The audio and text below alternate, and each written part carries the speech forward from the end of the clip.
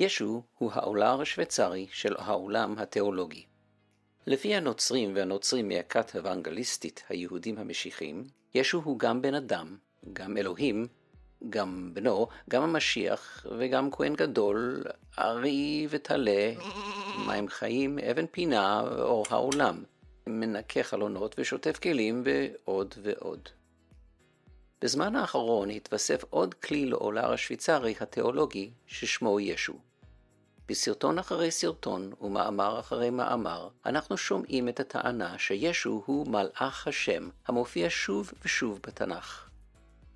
לדוגמה, מלאך השם מצא את הגר שפחת שרה על עין המים.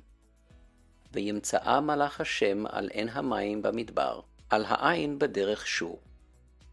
מלאך השם מופיע בפני משה בסנה. וירא מלאך השם אליו בלבת אש מתוך הסנה. מלאך השם מופיע בפני בלעם הרשע בדרכו לקלל את עם ישראל. ויחר אף אלוקים כי הולכו, והתייצב מלאך השם בדרך לשטן לו, והוא רוכב על אתונו, ושני נעריו עמו. הטענה הנוצרית היא שמלאך השם שהופיע בשלושת המקרים שהצגנו, ועוד מקרים רבים, הוא התגלמות אלוקים בדמות אדם, וכמובן, מבחינתם, זה לא יכול להיות שום דבר אחר חוץ מישו הנוצרי. אנחנו יודעים שהמילה מלאך בתנ"ך משמעותה שליח. מלאך השם הוא סך הכל שליחו של השם. הוא יכול להיות שליח בשר ודם, והוא יכול להיות מלאך אלוקים. אך אם בכל זאת נרצה להתייחס לטענה הנוצרית שמלאך השם הוא ישו הנוצרי, האמת היא שיש כל מיני תשובות די פשוטות לטענה הזאת. היום נעשה את הדבר הכי פשוט. אנחנו נקרא את התנ"ך, ובכך נוכיח לכם שהצמד מלאך השם אינו אלוקים בהתגלמותו. נתחיל בנביא חגי. בחגי פרק א' פסוק י"ג כתוב, ויאמר חגי מלאך השם במלאכות השם לעם לאמור, אני איתכם נאום השם. חגי הנביא מכונה כאן מלאך, למרות שלא היה ישות שמימית. הוא היה בן אדם, וודאי שלא היה ישו הנוצרי.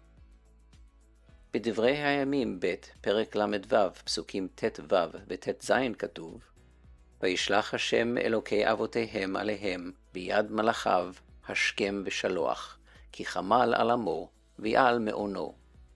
ויהיו מלעיבים במלאכי האלוקים, ובוזים דבריו ומתעתעים בנביאיו, עד עלות חמת השם בעמו, עד לאין מרפא. ברור ששוב מדובר על מלאכי השם בדמות הנביאים הרבים שהאלוקים שלח לעם ישראל. אם בכל זאת מישהו רוצה לטעון שמדובר על ישויות שמימיות, ברצוננו להפנות את תשומת ליבו לעובדה הפשוטה שמדובר על מלאכים ברבים ולא מלאך אחד. להזכירכם, ישו הוא יחיד ולא רבים. הפסוק האחרון שלנו להיום הוא שופטים ב' פסוק א'. שם כתוב, ויעל מלאך השם מן הגלגל אל הבוכים, ויאמר אעלה אתכם ממצרים, ואביא אתכם אל הארץ אשר נשבעתי לאבותיכם, ואומר לא אפר בריתי איתכם לעולם. גם כאן ברור שמדובר על נביא בשר ודם, ולא מלאך שיורד מן השמיים מסיבה פשוטה. מלאכים שיורדים עלינו יורדים מהשמיים, ולא באים מן הגלגל.